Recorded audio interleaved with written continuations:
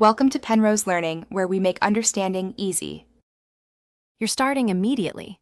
Open Accessibility, Mac OS, or Ease of Access windows.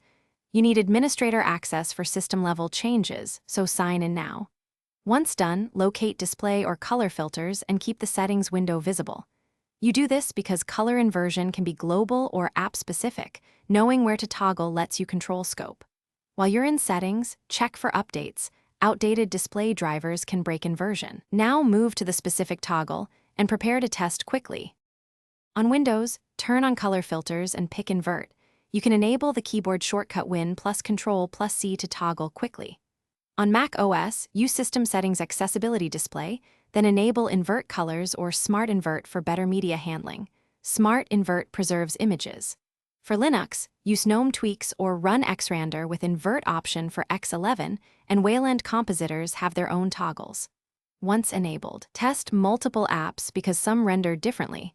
Make adjustments to contrast or brightness as needed. Finalize by refining exceptions. Whitelist apps like video editors or games that look wrong under inversion. If you see visual artifacts or performance issues, update or roll back display drivers and restart the system to clear cache states.